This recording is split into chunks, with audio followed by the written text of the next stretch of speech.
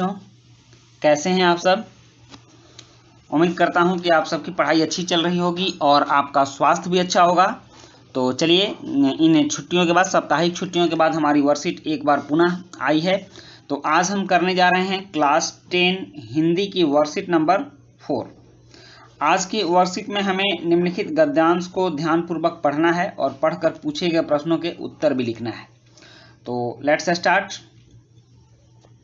भारतीय शिक्षा के क्षेत्र में शिक्षा प्रशासन का इतिहास अधिक प्राचीन नहीं है। मतलब कि पहले जो शिक्षा की व्यवस्था थी वह प्रशासनिक नहीं थी, धार्मिक थी। धर्म के स्थल पर शिक्षा दिया जाता था। इसकी बात आगे आ रही है कि इस देश में शिक्षा की शुरुआत धार्मिक दृष्टिकोण से हुई। रामायण पढ़ाना, महाभारत पढ़ाना, धार्मिक ग्रंथों को पढ़ाना, गीता पढ़ाना, वेद पढ़ाना, कुरान पढ़ाना। तो इस तरह से मंदिरों में, मस्जिदों में और गुरुद्वारों इस सब में शिक्षा की व्यवस्था हुई और शिक्षा की शुरुआत हुई। पहले विद्यालय नहीं खुले थे, धार्मिक स्थल पर ही धार्मिक शिक्षा से बच्चों की शुरुआत की गई। देश के प्रशासकों ने शिक्षा में रुचि कम प्रदर्शित की और जो राजा होते थे, जो शासक होते थे, उन लोगों की तरफ से कोई भी शैक्षणिक माहौल नहीं बनाया गया और शैक्षणिक गतिविधियां नहीं बढ़ाई गई। उन लोगों ने कम रुचि ली। राजकाज चलाना और दूसरे अपने साम्राज्य का विस्तार करना ही उनका सबसे ज़्यादा महत्वपूर्ण कार्य था। शिक्षा पर पहले के राजाओं ने कोई विशेष ध्यान नहीं दिया, कम रुचि लिया। सर्वप्रथम 1813 के चार्टर एक्ट के बाद तत्कालीन ईस्ट इंडिया कंपनी ने शिक्षा प्रशासन का दायित्व लिया। चार्टर एक्ट क्या होता है, पहले हम इसको समझ लेते हैं। जब भारत में ईस्ट इंडिया कंपनी ने अपना शासन शुरू किया और उसने अपना अधिकार जमाया, तब हर 20 वर्ष के लिए उसको ब्रिटेन के महारानी से आज्ञा पत्र मिलता था। तो इसी आज्ञा पत्र को चार्टर एक्ट कहा जाता था। तो 1813 में जो चार्टर एक्ट मिला था, तो उसी के बाद से तत्कालीन ईस्ट इंडिया कंपनी ने, जिसको कि चार्टर एक्ट ब्रिटेन की महारानी ने दिया था कि आगे आप 20 साल तक और शासन कर सकेंगे, तो इसमें शिक्षा प्रशासन का दायित्व लिया। मतलब कि शिक्षा प्रशासन ने शिक्षा का दायित्व लिया कि हम शिक्षा का देखरेख करेंगे कि शिक्षा कैसे चलता है। और उसके बाद लॉर्ड मैकाले ने यहाँ पर अपनी शिक्षा व्यवस्था लागू की, जो कि अभी तक चलती आ रही है। उसमें थोड़ा बहुत परिवर्तन करके अभी तक उसी तरह की व्यवस्था चलती आ रही है। यह दायित्व भी बहुत सीमित था और 1813 के चार्टर एक्ट के द्वारा ईस्ट इंडिया कंपनी ने जो दायित्व लिया वह दायित्व भी बहुत सीमित था। देश की समग्र शिक्षा के लिए 1 लाख रुपया समुचित रूप से व्यय हो। उस समय शिक्षा का जो बजट था मात्र 1 लाख रुपया बनाया गया और उसका काम इतना ही था कि प्रशासन देखे मात्र कि शिक्षा कैसे दी जा रही है और उसका स्वरूप क्या है। यह देखना मात्र ही तत्कालीन प्रशासन का लक्ष्य था। उसने शिक्षा के क्षेत्र में कुछ नहीं किया, सिर्फ देखा कि शिक्षा कैसे दी जा रही है।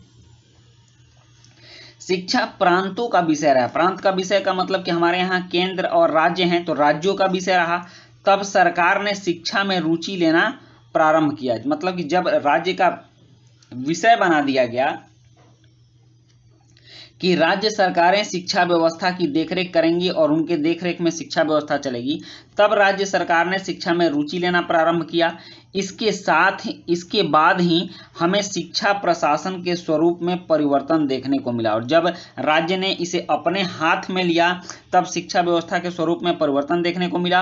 और 1921 तक, मतलब कि आज़ादी के समय तक, शिक्षा प्रशासन केंद्रीय विषय ही रहा। मतलब कि सेंट्रल गवर्नमेंट ने इसमें हस्तक्षेप किया और अंग्रेजों की जो केंद्रीय सरकार थी वही शिक्षा के बारे में कोई कानून बनाती थी।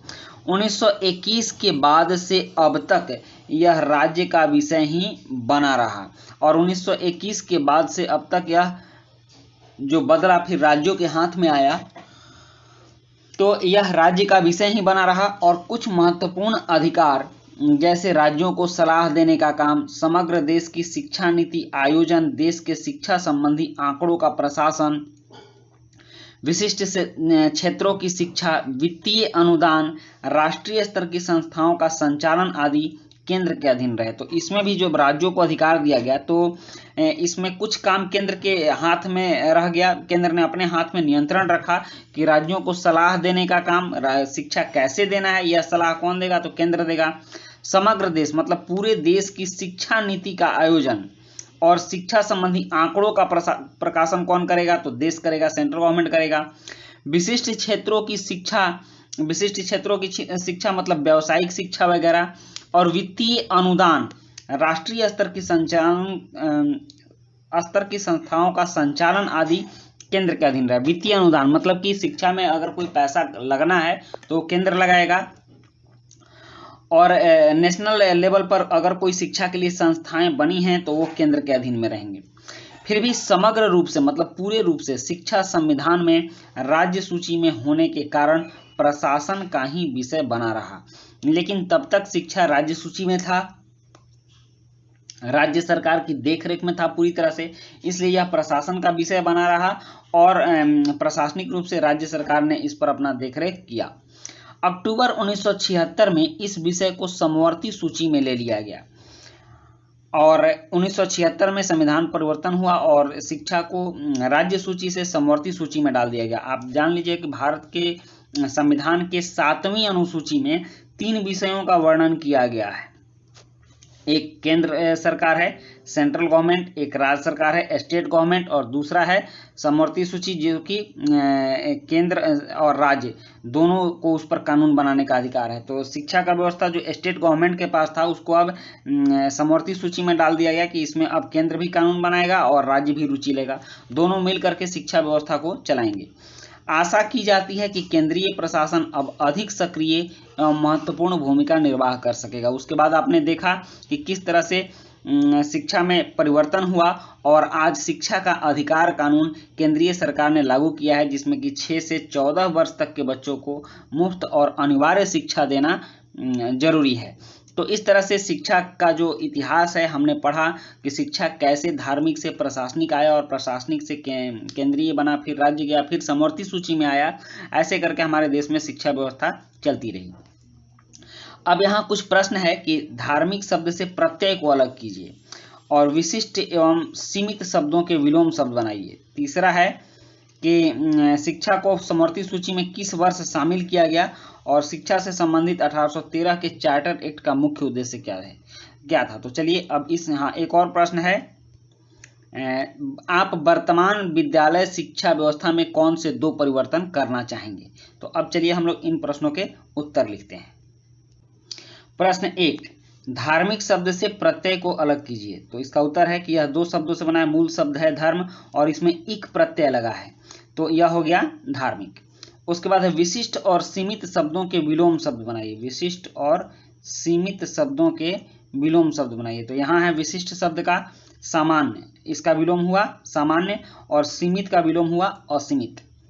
उसके बाद है प्रश्न 3 कि शिक्षा को समवर्ती सूची में किस वर्ष शामिल किया गया। तो इसका उत्तर है शिक्षा को समवर्ती सूची में 1976 में शामिल किया गया।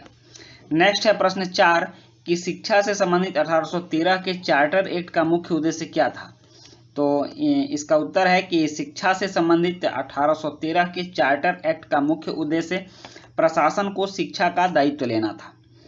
उसके बाद 5वां प्रश्न है कि आप वर्तमान विद्यालय शिक्षा व्यवस्था में कौन से 2 परिवर्तन करना चाहेंगे। तो इसका उत्तर है कि सबसे पहला परिवर्तन कि पूरे देश में एक समान शिक्षा प्रणाली लागू हो, और दूसरा परिवर्तन कि 6ठी क्लास से ही व्यावसायिक शिक्षा की शुरुआत हो। तो बच्चों ये थी हमारी आज की वर्कशीट, और आज की वर्कशीट काफ़ी क्रिएटिव थी और इंटरेस्टिंग भी थी। तो इसी तरह आपकी आज की वर्कशीट कंप्लीट होती है। वीडियो अच्छी लगी हो तो लाइक, सब्सक्राइब, कमेंट जरूर कीजिएगा। मिलते हैं नेक्स्ट वीडियो में। Thank you.